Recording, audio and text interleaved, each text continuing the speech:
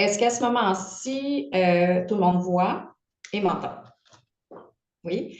Puis, est-ce que, Anne, tu peux juste me confirmer, est-ce que je peux avoir le contrôle ou si c'est toi qui dois changer? C'est moi qui va changer. D'accord. Donc, rapidement, ça me fait plaisir d'être là. Écoutez, je vous écoutais puis je me disais, mon Dieu, c'est quand même des réalités qui sont pas si loin, mais pas si proches non plus, parce que je travaille comme psychologue clinicienne en pédopsychiatrie au CHU Sainte-Justine. Donc, depuis plus de 20 ans, je travaille là, principalement en clinique ambulatoire, mais j'ai fait aussi une unité d'hospitalisation. Donc, je suis ici pour vous parler de la thérapie comportementale dialectique, l'acronyme TCD, ou DBT en anglais pour Dialectical Behavioral Therapy. Et je vous dirais que spontanément, quand on m'a demandé de présenter, je me suis demandé là, quel angle je prendrais, puisque, bon, moi, je suis, comme je vous disais, en pédo. En même temps, il faut savoir que la DBT a vraiment été élaborée, manualisée d'abord pour les adultes. Puis j'avais envie d'avoir un angle très clinique à la présentation d'aujourd'hui pour que vous puissiez aussi utiliser, réfléchir dans vos interventions sans que ce soit nécessairement manualisé, DBT. Donc, c'est un peu comme ça que je l'ai conçu. OK, là, je vais avoir de la difficulté, Anne, parce que j'étais habituée à changer. Donc, si c'était possible de changer.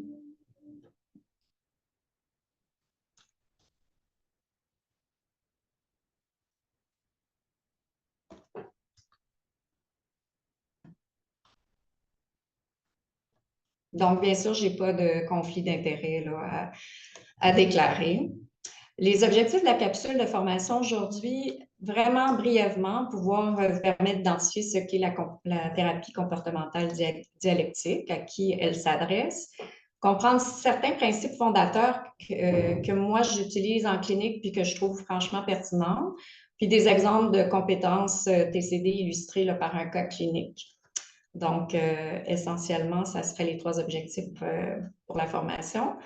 Très rapidement, ce que j'ai envie là, de vous transmettre, c'est qu'au départ, la DBT, c'est une thérapie cognitive comportementale, mais de troisième vague. C'est-à-dire que c'est une thérapie qui a été élaborée par Marshall Hanahan dans les années 80-90. Ça s'adressait à des femmes qui étaient chroniquement suicidaires, sévèrement suicidaires, souvent avec des diagnostics de TPL. Et quand on dit troisième vague, c'est par rapport à la première et deuxième vague des thérapies cognitives comportementales, ça donne une place vraiment prépondérante là, au processus émotionnel, pas seulement cognitif. Donc, centré sur la reconnaissance, l'exploration active des émotions.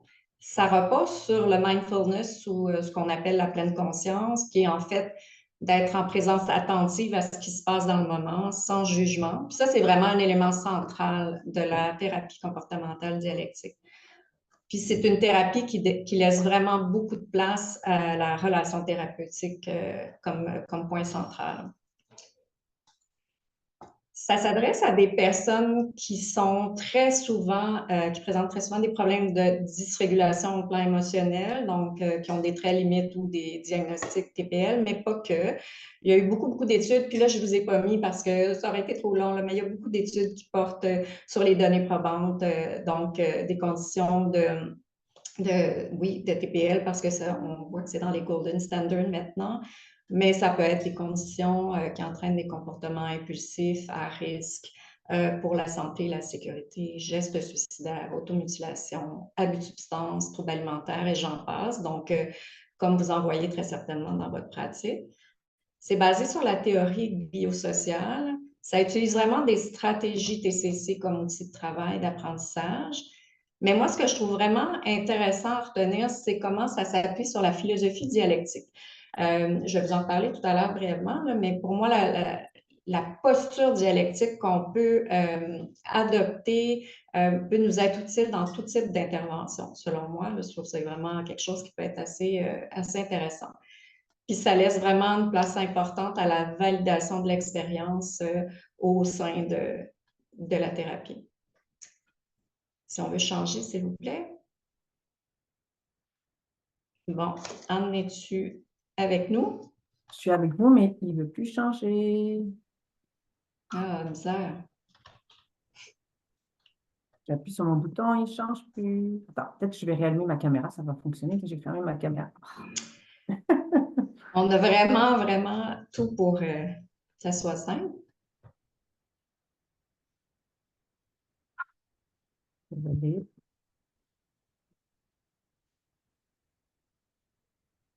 Pas de problème. Ah, attends. OK. Très bref historique parce que là, je vois le temps qui file, mais au départ, on est plusieurs professionnels intervenants à Sainte-Justine qui étaient confrontés là, à des jeunes vraiment avec des problèmes de dysrégulation au plan émotionnel, donc des pensées et passages à l'acte suicidaire quand même assez sérieux, des visites à l'urgence répétées, hospitalisation brève. Quand je travaillais en unité d'hospitalisation, c'est des jeunes qu'on voyait très souvent. Puis il y avait une faible compliance au traitement au final. Donc, depuis une dizaine d'années, là, on a mis sur pied une équipe qui est pluridisciplinaire, mais qui, au départ, c'était ce désir-là de venir en aide à ces jeunes-là. Donc, on a fait une formation avec Marsha Lanahan, qui est celle qui a développé l'approche pour adultes en 2013. Puis par la suite, avec Alec Miller, qui est le psychologue qui a élaboré l'approche pour adolescents. Donc, c'est juste important de savoir aussi que je ne suis pas formatrice accréditée là, par la Behavioral Tech, mais c'est des formations qu'on a prises avec Emma Chalanan et Alec Miller. Donc, à Sainte-Justine, on a des groupes ados-parents, thérapie individuelle et rencontres de supervision d'équipe. C'est un volet super important là, pour l'aspect de justement d'impasse thérapeutique, de discussion, de soutien. Donc, ça, c'est l'approche vraiment qui a été manualisée puis conceptualisée comme ça sur 20 semaines ou 24 semaines là, pour offrir vraiment tous les groupes de compétences. Donc, on peut regarder une prochaine. Donc, une vignette clinique, c'était vraiment que pour vous donner une idée à quel type de jeunes qu'on peut rencontrer dans les thérapies dialectiques. Donc, une jeune qui avait un diagnostic de trouble alimentaire en alternance hyperphagie, restriction alimentaire avec des traits TPL, enjeux familiaux. Plusieurs visites à l'urgence. Là, c'est une jeune qui a vraiment fait des gestes sérieux, s'est retrouvée 3-4 fois aussi hospitalisée, usage de substances quand même qui était régulière avec des épisodes de binge drinking. Là, la fin de semaine, et évitement, refus scolaire, donc CAF et la DPJ qui avaient été impliqués. Puis finalement, elle avait demandé un placement volontaire là, en cours de suivi. Donc, ça, c'est le cas, donc la jeune fille dont je vous parle. Les objectifs de la TCD de façon le plus ciblée possible, parce que, bon, c'est difficile de tout résumer, mais ça amène les personnes qui souffrent de dysrégulation émotionnelle et de comportements destructeurs là, à essayer vraiment d'adopter une pensée moins clivée, là, moins en tout ou rien dans les extrêmes et plus dialectique, donc plus nuancée. Je vais vous en reparler. Prendre conscience de ce qui se passe en eux en utilisant des compétences de pleine conscience. Intégrer la validation, c'est des gens qui sont beaucoup dans l'invalidation et d'eux-mêmes et de leur entourage et ont souvent grandi aussi dans des milieux invalidants.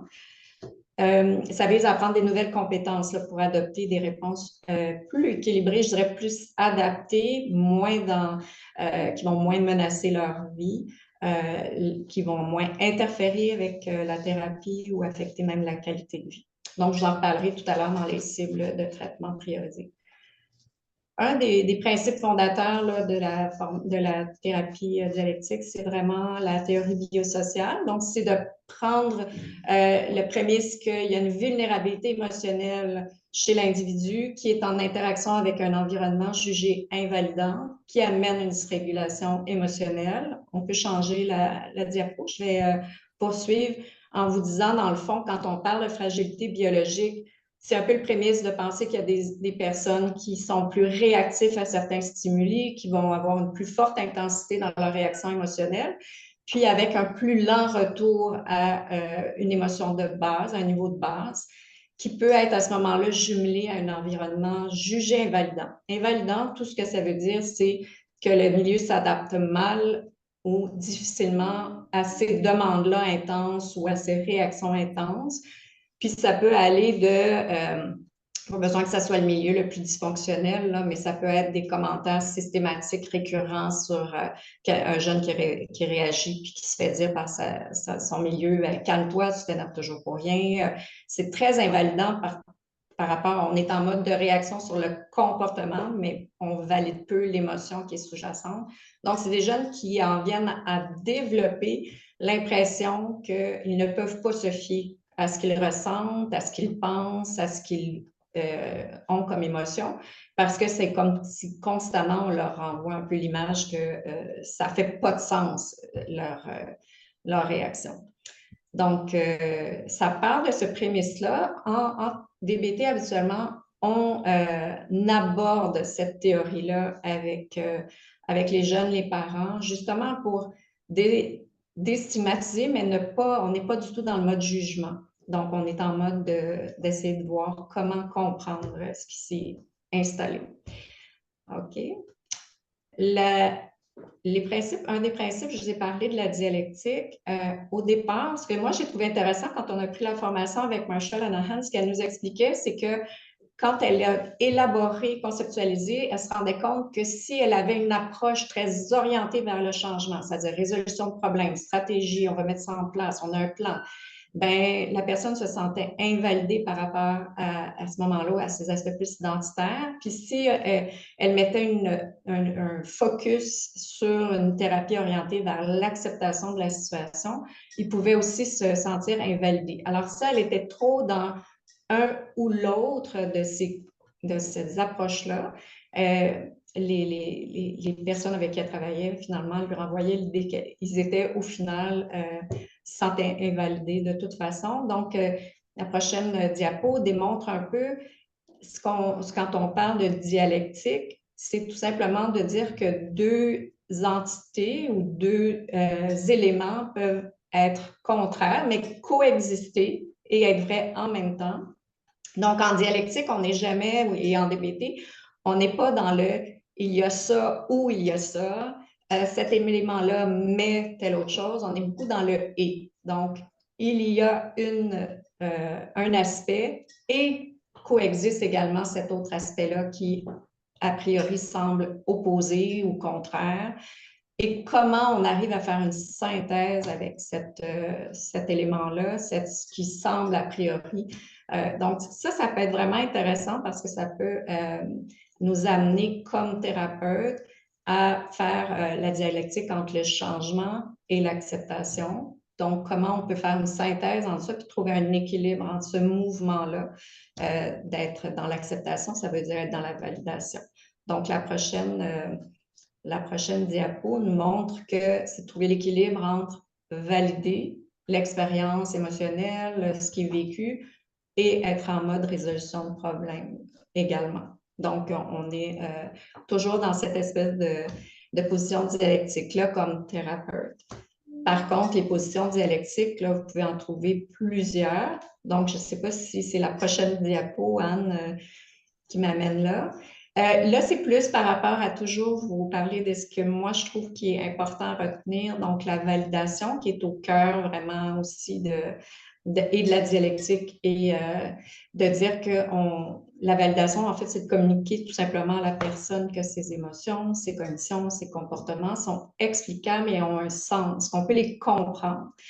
Il y a en fait 6 niveaux de validation. Je ne suis vraiment pas entrée là-dedans aujourd'hui, mais juste de retenir qu'on peut invalider aussi, que ça soit intentionnel ou pas, là, et ça peut être aussi non-verbal ou pas, que les sentiments, les pensées, les actions de l'autre n'ont pas de sens. Si aujourd'hui je vous présentais les trucs puis vous aviez les yeux au ciel, je pourrais penser que je me sens un peu invalidée de mon Dieu, ça n'a vraiment pas l'air intéressant ou crédite ce que je vous dis. Mais en fait, ce qui est à retenir, c'est que valider, ça ne veut pas dire être d'accord, parce qu'il y a beaucoup cet enjeu-là souvent qui est apporté, c'est de dire, ben voyons, si on valide, par exemple, les parents nous disent ça, si on valide, est-ce que je suis en train de lui dire qu'il a le droit de faire ci ou qu'il a le droit de faire ça? C'est pas la même chose. Donc, on peut reconnaître et valider l'émotion qui est sous-jacente, qui a mené, par exemple, à un geste suicidaire, qui a mené à l'automutilation, la souffrance qui était présente, sans cautionner le comportement, le geste qui a été fait. Donc, c'est vraiment important, cette notion-là. Donc, quand on se met en position de valider, de reconnaître la présence de ces positions opposées qui coexistent et sont vraies en même temps, pour moi, je trouve ça important. Ça fait du pouce là, par rapport à des enjeux peut-être de clivage, où on peut avoir l'impression qu'à l'intérieur de la personne coexistent deux tendances complètement opposées. Mais ça peut être aussi entre deux personnes, ça peut même être entre le thérapeute et le patient. Moi, je veux quelque chose, mon patient veut complètement l'autre chose, l'opposé. Comment on concilie ça? Autant qu'à l'intérieur même de notre patient, notre client ou la personne que l'on voit, il peut y avoir le désir de, par exemple, changer et en même temps complètement l'inverse. Donc, on n'oppose pas les idées, comme je vous le disais tout à l'heure. On privilégie plutôt le et la reconnaissance que ces deux choses-là existent et sont vraies en même temps pour éviter de polariser. Un autre aspect. Donc, je vous ai mis des exemples parce que la validation, puis la position dialectique, bien sûr, il faut le faire en étant authentique. Je ne peux pas valider quelque chose si j'y crois absolument pas.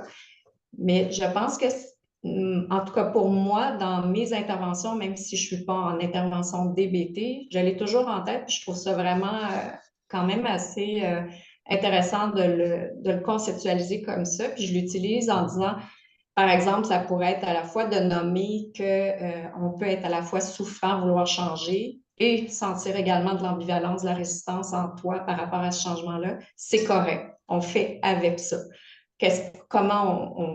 Alors, au lieu de polariser ces deux choses-là, on réalise que ça existe, puis comment on les travaille maintenant.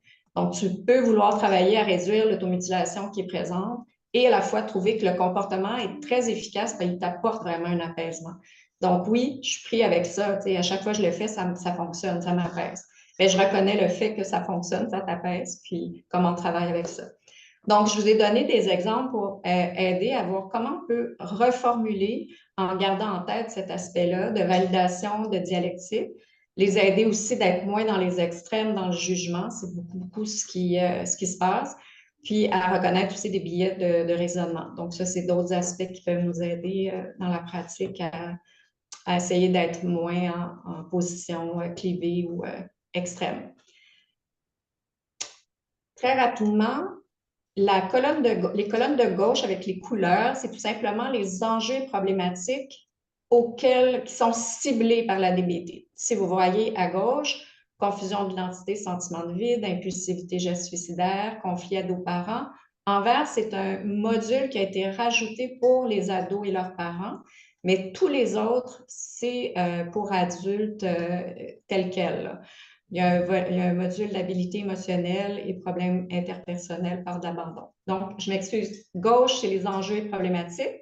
Droite, avec les flèches, c'est les modules d'enseignement en groupe qui permettent de cibler ces enjeux-là, ces problématiques-là.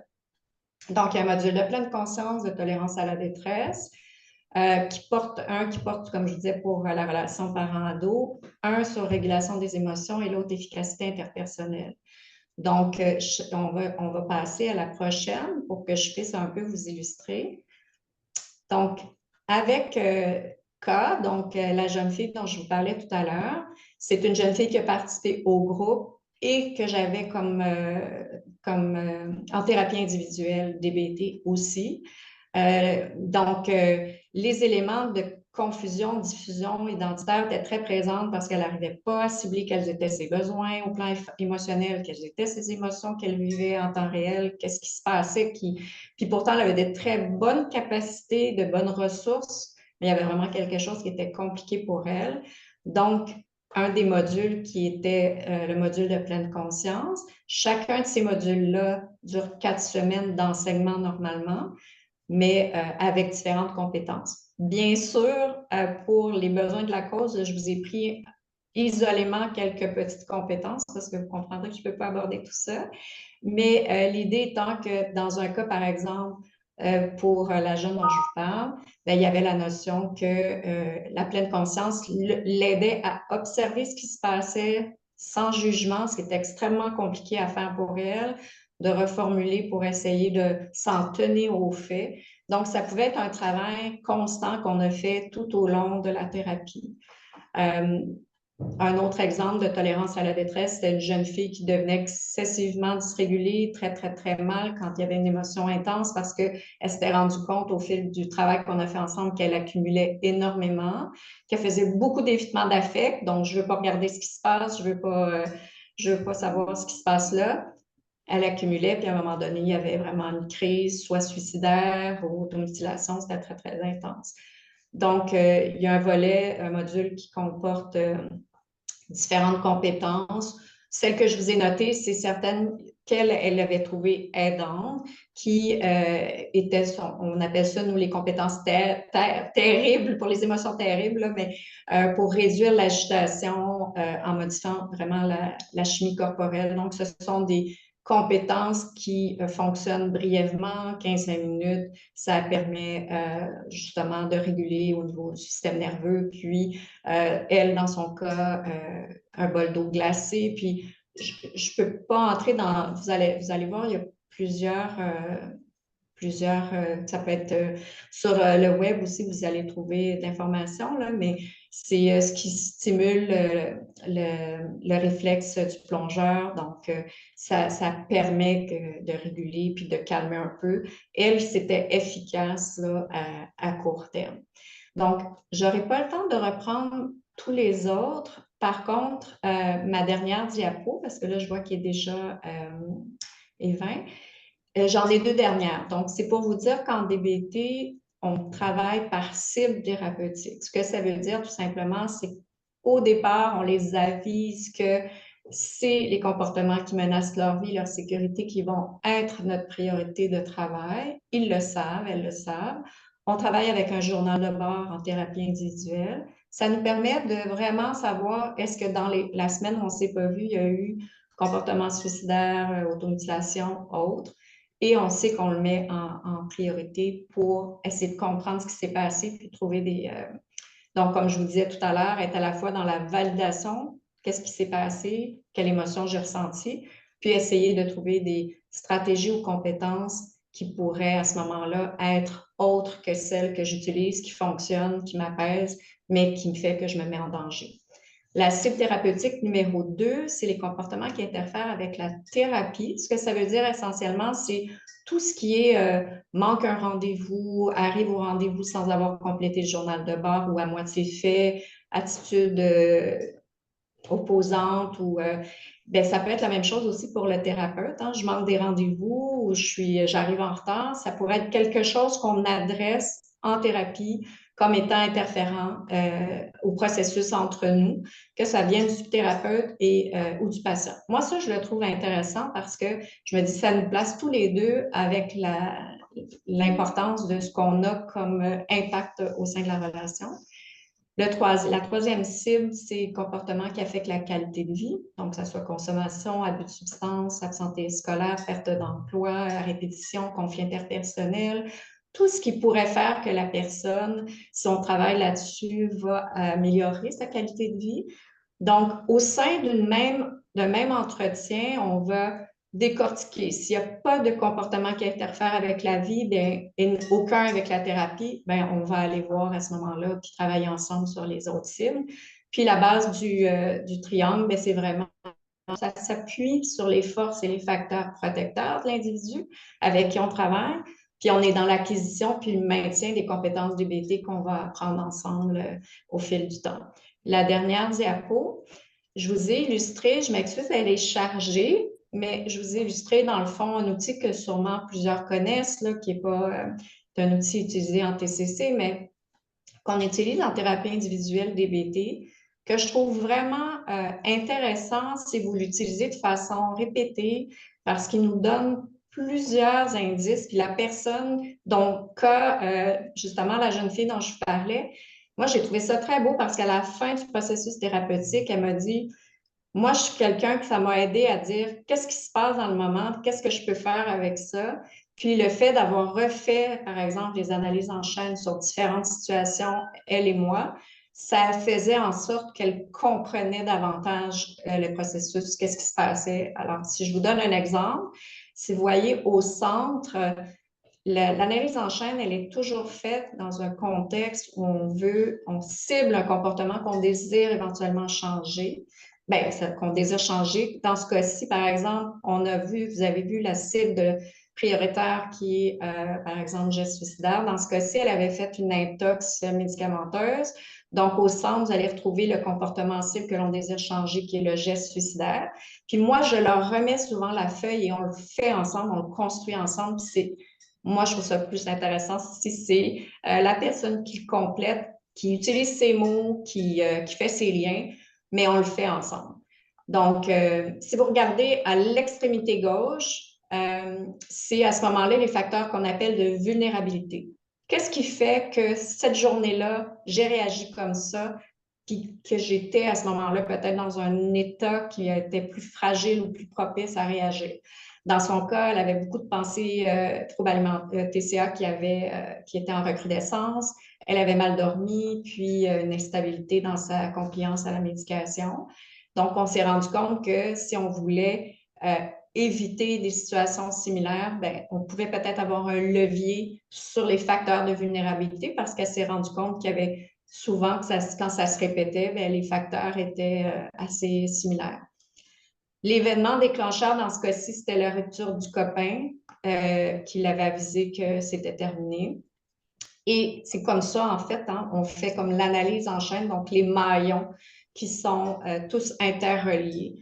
Alors, ceux du centre, c'est d'identifier quelles sont les émotions en place à ce moment-là, qu'est-ce qui s'est passé. Puis c'est comme si vous refaites le film avec la personne, puis vous essayez de retracer les différents événements.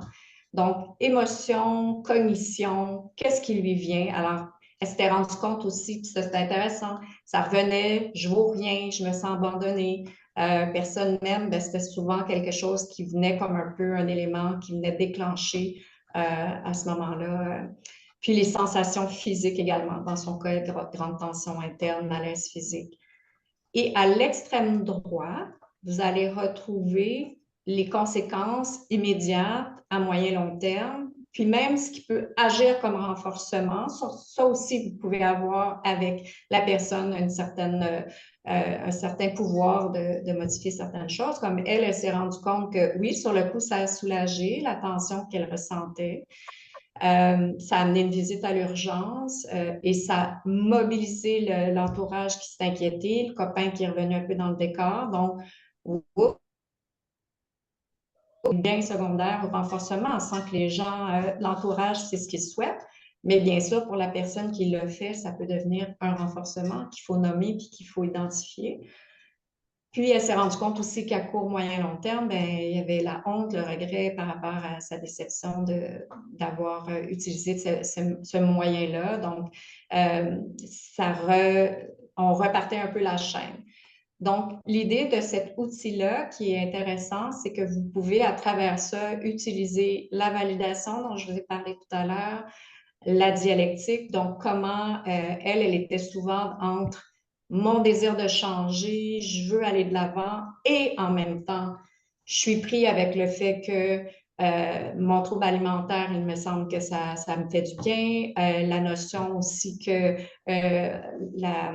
l'automutilation qui me permet de soulager une tension. Donc, c'est quoi le besoin sous-jacent? C'est ça qu'on va aller regarder ensemble. Puis, on va aller essayer de trouver des stratégies pour répondre à ça différemment. Et ça, quand on le fait et que ça s'éclaire, c'est intéressant parce que les liens à ce moment-là sont faits par l'individu.